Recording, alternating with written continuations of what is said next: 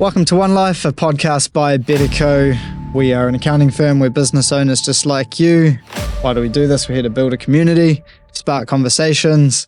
We want to give business owners something to think about and actually use in their lives. So let's make finance and business more fun, engaging. What are we talking about today? Today's topic is growth versus profitability and finding that balance between. So where shall we start? Growth, is it better or is profitability better? Good question.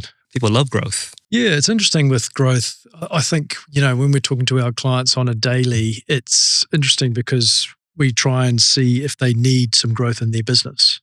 And sometimes they don't want growth, so it's an interesting question. They're happy where they are, all of that sort of thing. But at the end of the day, most businesses that we work with want to grow, want to be bigger. I think one of the things we see as well is that growth is quite subjective, right? But most of the time people talk about growth as revenue or size of business or people. Arguably, growth can be making your business just better. It doesn't have to necessarily be bigger. Yeah, we challenge that in these business planning sessions with our clients. Growth can simply be having more time back for your family. That's a win, You're reducing your mental space. Increasing your mental space, having more time back for your family. Yeah, is that part of growth? It's quite subjective. Yeah, I quite like that idea that you've just come up with. Doesn't need to be money. It could be systems and processes, doing things better, more efficiently within your business as well. That could lead to growth. A more efficient business is a more valuable business, right? I think as well, growth, one of the things we're going to really challenge today and talk about is growth. It comes at a cost. It always comes at a cost, whether it's about being better or growing or whatnot, but there's always a cost. And sometimes that cost is not always money. Sometimes that cost is time. And so we're talking today about that balance because it is very lopsided. Not just time, your mental space. Sometimes growth can be quite tiring and people burn out because of growth. And, is growth like an ego thing? Do people want to grow? Because to show that you have 10 employees to now 100, you've got 1 million now versus 50 million. It's just the capital nature of the world, I think. Yeah, and growth is addictive, like I say. People go into business to chase growth. People built pyramids back in the past. Now we're building businesses on paper. It's the same nature, I would say, just in different forms. Yeah, and do people underestimate what it takes to grow? You start a business and it doesn't, people are at different stages of their lives with their businesses, right? And, for one business to grow bigger, do they understand that is going to take people's time? It's going to take your time and it's going to take a little bit of pressure. You're going to be distracted, so the day-to-day running of the business. So I think that people need to be aware that there are implications to growth. What do you need to grow? Yeah, well, it depends on how big you want to go, right? Do you need money? Do you need more people? Are you providing more service or more products within your business? So there's quite a number of variables there.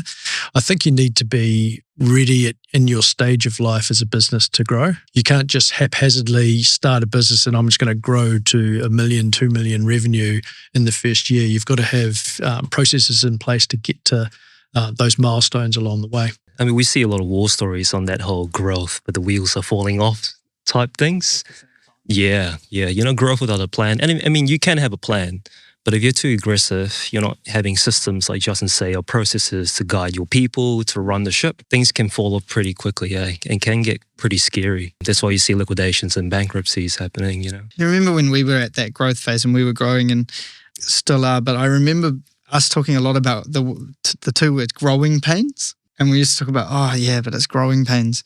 And then someone always says, is there good problems? They're good problems.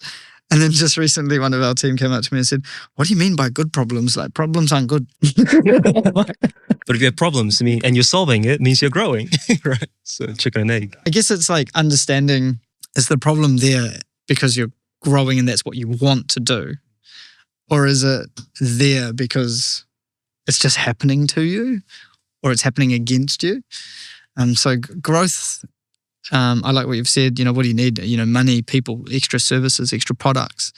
The big one for me here that you mentioned was be at the right stage.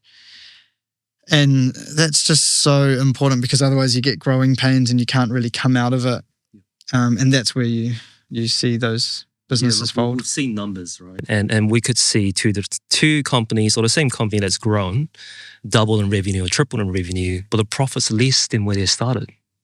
Because they didn't have good system, they didn't invest in the right people in place, customers are leaving and all that stuff. And when you look back and reflect on it and ask the question, do you think you're doing better? You say, no, but I just have more problems making less money. You have grown in revenue over a period of time and you look back and you go, shoot, was I better off just being as I was before?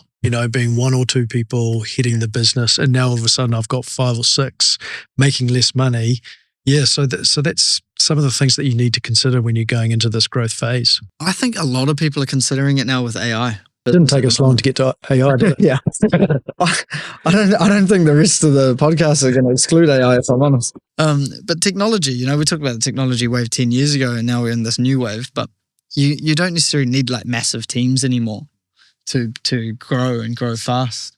I've got clients who are growing rapidly, with very little systems, very little like documented systems and processes. They're just hustling using AI. And so they're just solving their own problems every day and they have no extra people. It's an interesting world that we're living in. And I think there's going to be more of that as time goes on from here. Yeah. Do you need that extra person? Can it be taken over by AI? Can you create a system using AI so that you don't need extra people? These are the questions that, all businesses should be asking right now. Let me pose this question to you, Alistair, actually. You've worked with a lot of startups, and one of the questions I always ask of startups is, when you're losing money at the start for growth, when is enough? And is it okay to lose money at the start? Well, yeah. I mean, with tech startup, what is the end game? We always ask, right? The end game is to get to either IPO or sell to a private equity or someone big and get the, big capital gain out. That's tax-free in New Zealand, which is pretty good. But, we've seen lots of horror stories as well where, tech startups are just built on ghost valuations. What I call it is, it doesn't actually make a single dollar profit. But because they're good at talking and presenting and, someone buys $1 million for 10%, all of a sudden it's worth 10 million. Yeah. That's what it says, right? And he goes on a Forbes and all this stuff. And to be honest, we've seen some successful startups in the past. And one key thing is the owner looks at cash flow almost every day or every week. Right. That is really important, especially in the early days. Because some people might bootstrap, using your own profits to roll up. That's a pretty efficient but slower strategy, but safer. Are you talking about like small to medium business now? Or even big startups, You can choose to use your own money and your own profit to roll the business. Yes, we're talking about profit and growth here. You get a slower growth, but safer profitability across the long line. It's like a lifeline, right? But some people go big, $0 of profit, raise 10 million, burn through the 10 million and hope for the best or have a good strategy. And it's about cash flow, right? So understanding your cash flow and how much, run sheet you've got before you run out of that cash where you'll need more. I think that's really important, and a lot of business owners don't have that visibility and they don't have that knowledge, so that's where we can come in and help. But I think knowing how much cash you've got in the bank, how much trade can you go through over months or years to actually use that up, because it's very important. Yeah, because why do businesses fail? Because they run out of cash. The best analogy I always find for that is, if you had a car, the fuel is the money. Yeah. And if you didn't have any fuel, the car's going to stop eventually. I've heard very similar. Yeah. Fuel is basically your profit, right? Yeah. And growth is the acceleration. You can accelerate really hard, go into first and second gear. But if you run out of fuel, it's nothing. I've got a question for you guys though, but what happens when you're using up all of that cash when you're in business, and you don't even need to be a startup? You could be an established business and you're using up your cash flow, and then you're borrowing money. You may be borrowing money against your house, to fund the running of your business to continue. When is it time to say enough's enough? Yeah, well, that was kind of the question I was posing to you. It is a difficult one. It is so difficult because people have hopes and dreams.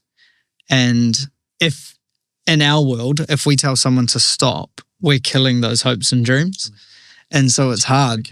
And I actually had one of our team come to me yesterday or the day before and say, hey, when you're putting clients into liquidation or suggesting that that's the path that they go down, and how do you do it? And I say, hey, you should go into liquidation. That's just how you do it. Because there's no easy way to do it. You just say it is. No, there's not. But our clients come to us to get those answers, and we need to be as empathetic as possible when we're having those conversations. But at the same time, we need to be direct and real. We can't. It's not all fluffy. It's not all good. It's not all roses. When a company's been losing money for a period of time, it sounds like doom and gloom. But sometimes you just got to cut your losses and get out. Yeah. So it's an interesting conversation, right? Because we talk about the stages of business, and you talk about startups. Well, startups, everybody's mind loses money, but it doesn't have to. You can actually start making money and be profitable on day one. So that's that balance. But you could also be in growth mode after, say, 5 years. And in the SME world, you're not really in startup at that point. Like, you've been around for a while. So at that point, if you're growing after 5 years, is it okay to start investing some money back into the business to grow it, or like putting some of your own money back in to grow it? Like, what do you suggest? I think it depends on the strategy. Like, you can't just hope and pray and invest all your profits in hope for growth, right? Hope is not a strategy, mate. Yeah, I've got a good story. BYD, the car company. So it's basically recently overtaken Tesla in terms of EV sales. But I looked into it, and actually they started in 1995, way back, making batteries. So they didn't go into EV at first, but they started off selling petrol cars, which is funny. They used the profits from the petrol car sales to, one, learn about the automotive industry, to get behind it, and second, to bootstrap the R&D into EV cars. So now they're ready. They've got the market. They've got the market share.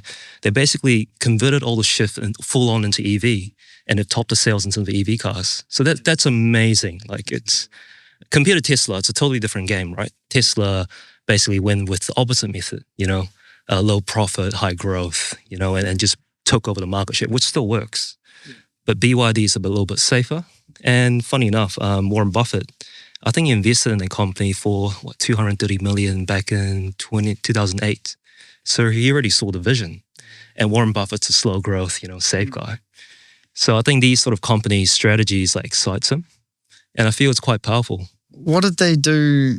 Are you saying that they had a clear strategy? I don't think they have a clear one, but I think they have a focus to not burn investors' money. Right. Yeah. So using their own profit to bootstrap the company instead of raising $100 million and hope and pray that EV will take off. Yeah. So they were that on the side of profitability, stay profitable always. Correct. Yeah. Yeah, with, just bringing it back to maybe a little bit smaller businesses, in our realm of the SMEs that we act for. But don't you guys see, I get excited when I see a business that's a startup and they get to a position where they can employ their first staff member. That's exciting, so they've got to a point now where they've run the show on their own, they've built it up to a certain, and it's a slow growth play, right? But that's exciting for me. They've got their first employee on board, and then from there they can get number 2, number 3, and so it's a slow growth. I think that's sort of the mentality of New Zealand business, but it's a massive step. That first employee, they come to us and they ask us, is it time? And we'll do a little forecast, and we can't answer all of the questions for you and your business, but we coach them through that, and we say, look, the cash flow's looking good, your trade's good, you've got growth month on month, it's time to bite the bullet and go for it. What's your advice on how long they should give it until letting that or expecting that employee to be at, say, 100% effectiveness? Yeah, again, it comes back to that question over growth and profit.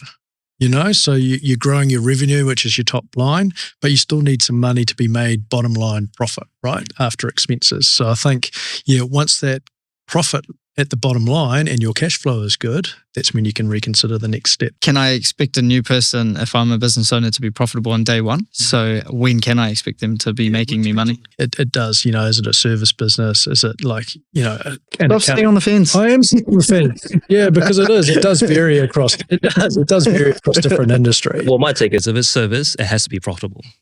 Or at least covering your costs. If you're hiring a cleaner, covering cost, 100%. But will you be making money? Losing money? Yeah. No, will you be making money from day one? Off that person? Depends. It depends what's another fence sitter. Yeah. Oh. Let's pick a bloody industry. This. You said profitable. Okay, you're running a cleaning company, right? You used to clean the floors yourself, and now you hire your first employee or contractor. should that person be profitable to your business? 100%. Because you're just going backwards. 100%. Yes. Yeah.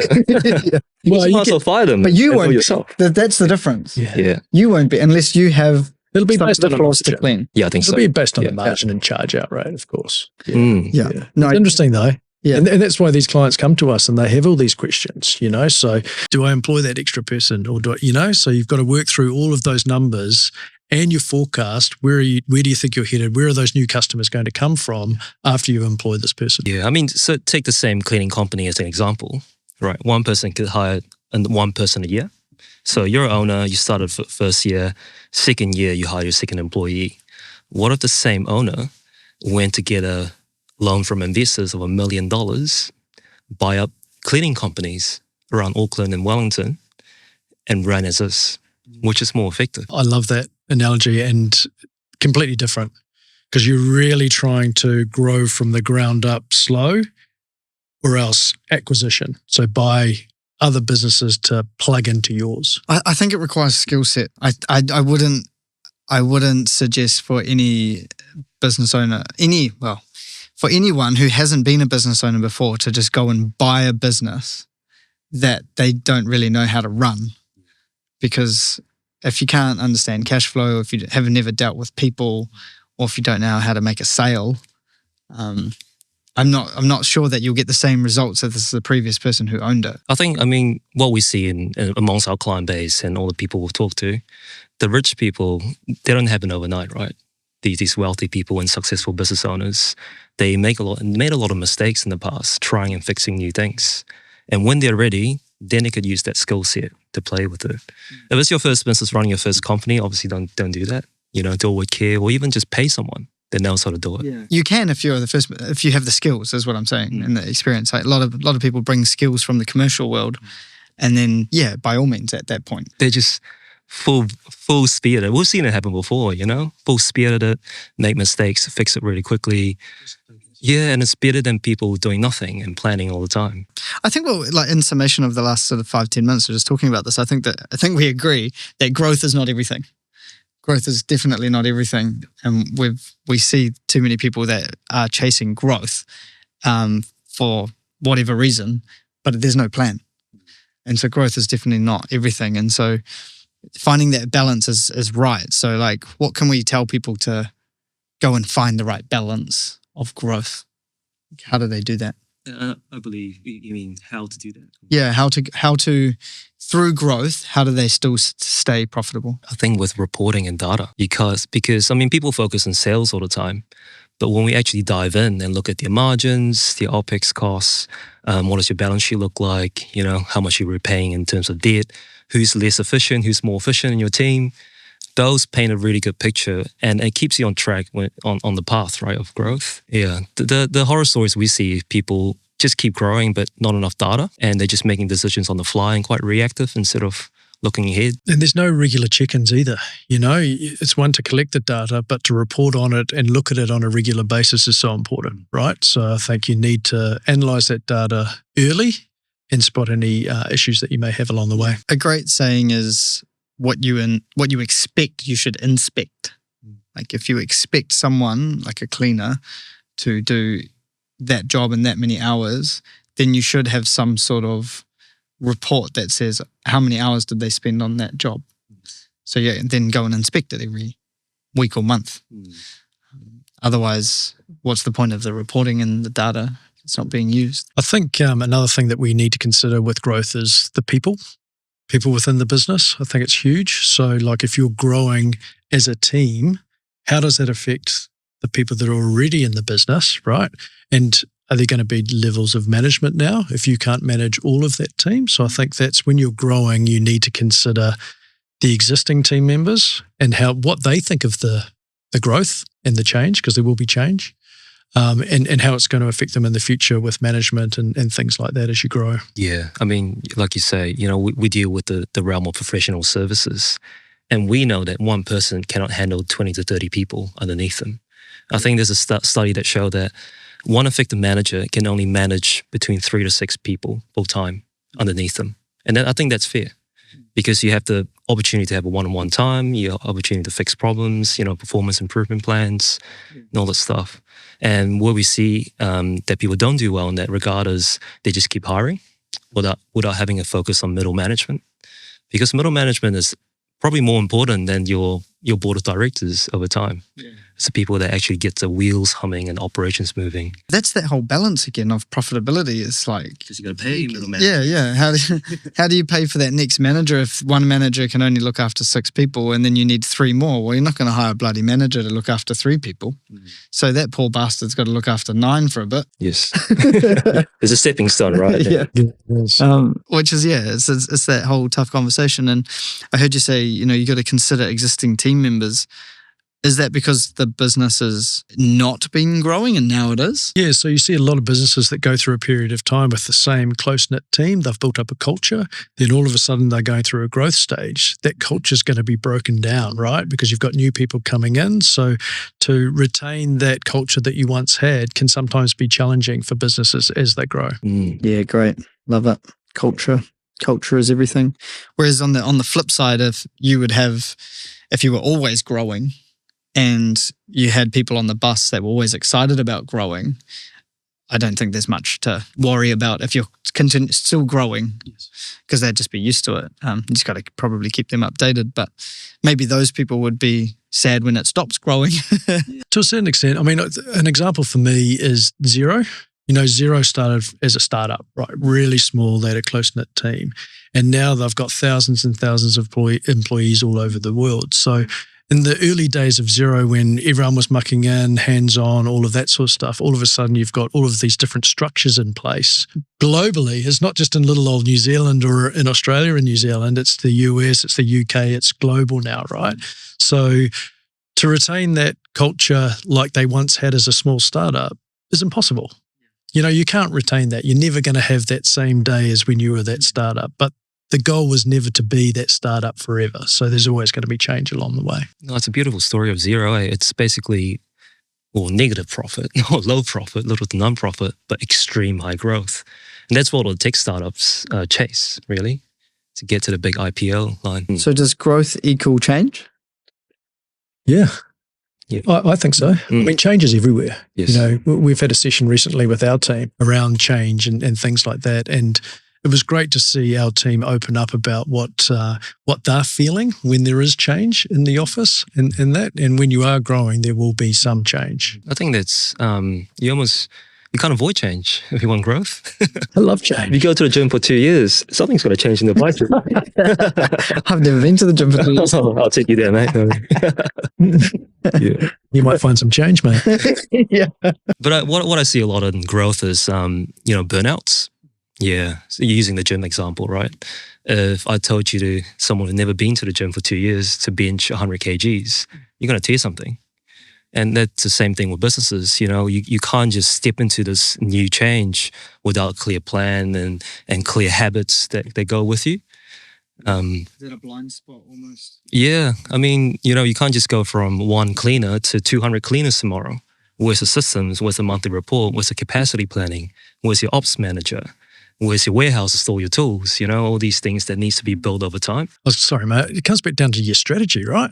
When you're starting your business from day one and along the journey, you need to come back to your overall strategy, So if you've got a clear plan of where your business is going, you can jump over those obstacles along the way, right? Because, as long as you're sticking to your strategy, and that may change as time goes on, but as long as you're sticking to it, you'll understand along the way there is going to be some change. One of the things that happens when you have too much growth and no strategy is that you end up building something that you didn't quite design. And so you don't really know what you're going to end up with. You just end up with a whole bunch of customers or clients and a whole bunch of staff and team members and a whole bunch of extra work. And you're like, shit, did I even want this? Look, we've seen that before, man. Businesses or even services businesses started doing everything. Oh, I'm a plumber. Let's do waterproofing. Oh, let's do electrical work. And use the same brand. Let's do construction at the same time and concrete pouring. Well, there's some businesses that do it really well because they have a good system in place and they're just replicating that same system across different pillars, right? And there's always a sort of industry ceiling for each, type of business. But people without a clear plan, they're just chasing money, that's a big no-no. I'll give you guys this in the back of your minds to think about. One thing you would say to business owners who are struggling through growth at the moment. So we'll come back to that in a minute. At the moment, do you think it's a good time to grow? Yes or no? Yes or no? Yeah. Oh, I can't answer yes or no on that question. That's Mr. Fence. Mr. Fence. Sitting on the fence again. Yes or no is now. I think it's always a good time to grow. I'm just that person, man. If I don't grow, I get bored. So there's maybe a personality thing there too, right? Yeah, it's a difficult one because in this economic environment, will we be encouraging people to go hard out and grow or to start up a business? Maybe, depending on the industry, So I think you just need to consider a few factors there. Let me just summarize. So Justin said this really well at the beginning. He said, I asked the question, what do you need to grow? And he said, well, money, people, maybe some new services or products. And maybe your best chance of success to grow is if you're at the right stage for growth. And then Alistair talked about having good systems. It's really important. And maybe even that layer of managers. Mm-hmm. We asked a tough question of if you are losing money during growth or even startup phase, like when is the right time to pull the pin? Even you could be profitable in other areas, right? So your business could be around for 5 years and then you start growing and then you start losing money. It's okay to retreat. It's totally okay to retreat and go back. And some businesses have during this economic cycle, they've cut back team, so that they remain profitable. I've seen that in a couple of examples with my clients where they've had big teams and they've seen the writing on the wall, the jobs weren't coming in.